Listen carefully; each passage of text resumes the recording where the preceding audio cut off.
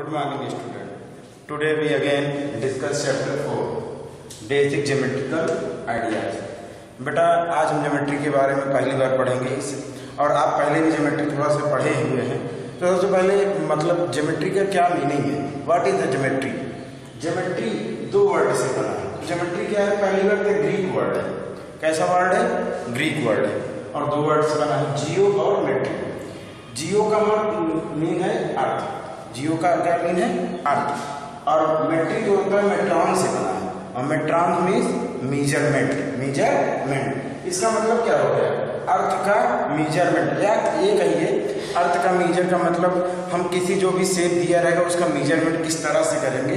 यहाँ पे इस चैप्टर से हमें ये बताएगी कैसे हमारी बिल्डिंग बनती है, किसकी लेंथ कितनी होनी चाहिए, कितनी ब्रेथ होनी चाहिए, कौन कितनी स्पेस लेता है, सारी चीजों का हम यहाँ डिस्कशन करेंगे। फिर से बताएं बेटा, ज्योमेट्री एक ग्रीक वर्ड है, ग्रीक से लिया गया है। इसके दो वर्ड से मिलकर बना है, ग्रीक और मेट्रिक, जियो और metric. Geo means earth, metric means metron. Metron का मतलब मेजरमेंट।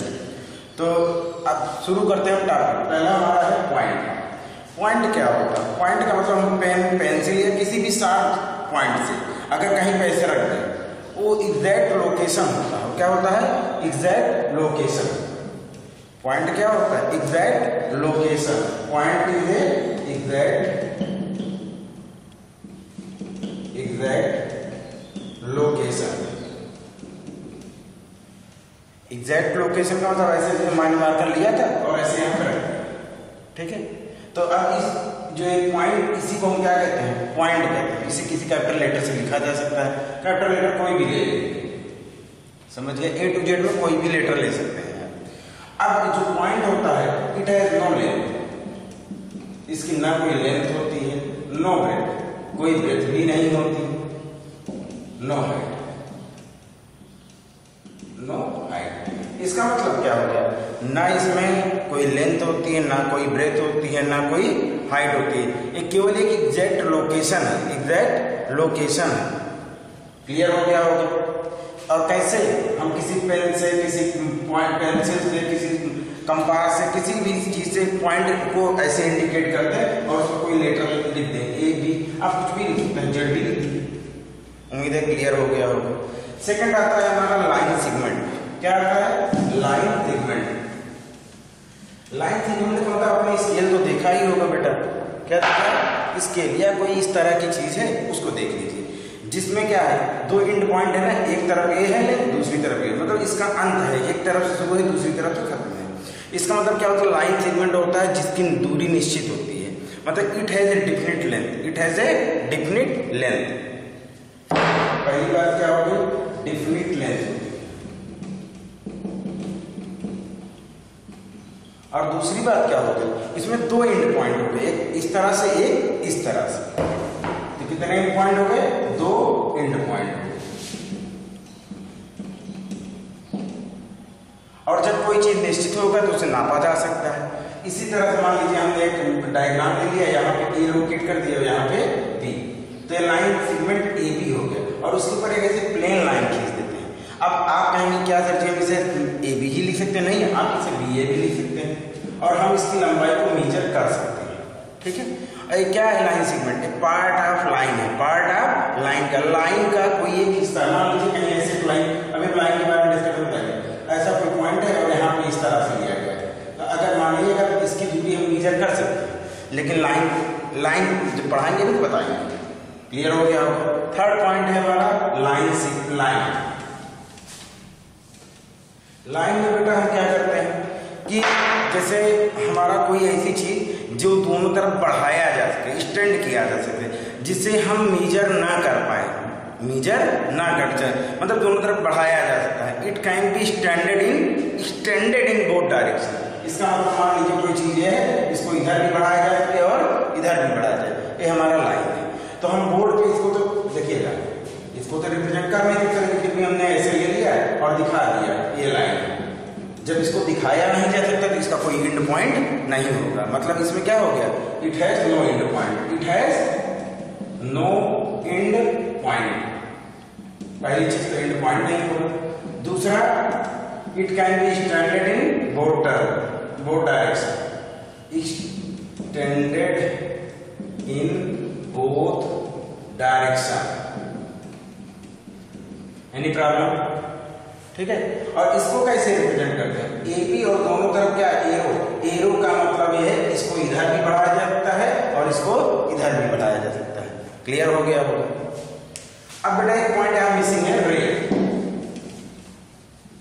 रे में क्या था? आपने एरो देखा है ना, एरो को देखा है ना, एक तरफ क्या होता है, आपने सीरियल महाभारत रामायण इन चीजों में देखे होंगे, तो देखे होंगे जो बाण चलता है, जो एरो होता है, एक तरफ ऐसे होता है, एक तरफ तो इसका एंड पॉइंट है, इसी एंड पॉइंट को, मतलब इसमें कितने एंड पॉइंट होते हैं? वन एंड पॉइंट होते हैं, वन एंड पॉइंट होते हैं, और दूसरी तरफ एरो होता है। तो किसी की लेंथ छोटी होती है, किसी की लेंथ बड़ी होती है, या इसे कहो इसे स्टैंड किया जा सकता है, इसे स्टैंड किया जाता है।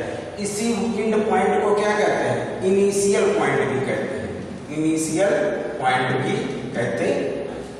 ओके, नेक्स्ट है चौथा, पैरेलल लाइन। पैरेलल लाइन का मतलब समझते हैं, जैसे आप एक रूम देख लीजिए या कोई भी चीज ले लीजिए, जिसके दोनों कोनों को, कार्नर को ले लीजिए और जिसको दोनों तरफ बढ़ाएं तो कभी आपस में ना मिले, कभी आपस में ना मिले, या स्केल आपने देखा है ऐसा होता है, ठीक है।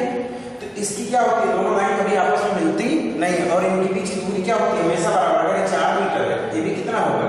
4 मीटर। या एक कहिए two or more line segment when draw they never meet and any point are known as parallel line. और लेकिन खास बात क्या होनी चाहिए? ना मिले, लेकिन इनके बीच की दूरी हमेशा बराबर होनी चाहिए। जैसे अगर 4 मीटर यहाँ है तो 4 मीटर यहाँ भी होना चाहिए। इसी तरह से हमारा इंटरसेक्ट जानते हो ना, आपने सीजर देखा है, सीजर देखा है, लेटर एक्स को देखा होगा, जो एक दूसरे को ऐसे कट करते हैं, ऐसे कट करते हैं, मतलब दो या दो से लाइन सेगमेंट जो किसी पॉइंट पे कट कर दे उसे इंटरसेक्टिंग लाइन कहते हैं। क्लियर हो गया? अब इसके बाद हम पॉलीगन की बात करते हैं। किसकी बात करते हैं? पॉलीगन। पॉलीगन क्या चीज होता है? अभी पॉलीगन से पहले एक चीज और देखो, लाइन क्या होता है? ये हमारा स्ट्रेट लाइन हो गया, और जो ऐसे ऐसे बने ये हमारा क्या हो गया? कर्व हो गया। मतलब जो सीधी लाइन ना ड्रा किया जाए उसके हमारा कर्व।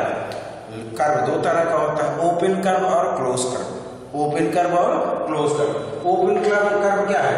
जैसे ऐसे ऐसे किया गया, ऐसे किया गया, ऐसे है खुला हुआ। और क्लोज कर्व क्या है?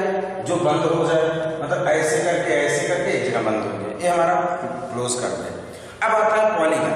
पॉलीगन क्या चीज है? पहली बार हो सकता है नाम आपने सुना हो। जैसे हमने अपना रूम देखा तो चारों तरफ क्या है? दीवारों से घिरा हुआ है और बंद है। मतलब ऐसा भी कोई diagram, close bounded diagram, close bounded, close माने बंद, बाउंडेड डायग्राम बंधा हुआ डायग्राम माने कोई चित्र, ऐसा कोई डायग्राम जो पूरी तरह से लाइन सेगमेंट एक दूसरे से मिले हों, उसे क्या कहते हैं? पॉलीगन कहते हैं। जैसे सपोज करो आपका एक डायग्राम, ये तीनों साइड मिले हुए हैं, तो ये पॉलीगन हो गया, ये पॉलीगन हो गया। तो इस चैप्टर में बेटा जितने भी रिलेटेड टर्म थे हमने सब पे डिस्कस कर दिया है। अब अगर आपसे कोई कहे, एक तो बात और बताने को कहे, देख लीजिए,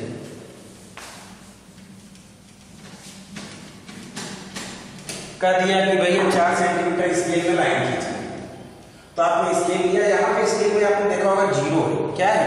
0 है। और इसको क्या माना?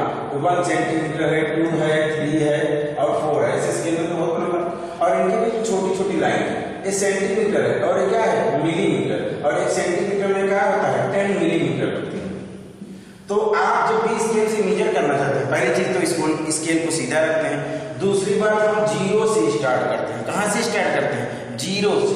हम इसी पे अपना रखे और यहाँ तक पहुंच गए और मेजर कर दिए, तो ऐसे एक लाइन ड्रा कर दीजिए। और इसको कोई नाम ले लिए, इसका नाम P ले लिए, इसका नाम Q ले लिए, ये हमारा 4 मीटर का, 4 सेंटीमीटर का हो गया, तो PQ बराबर 4 सेंटीमीटर। उम्मीद है कि समझ में आ गया होगा।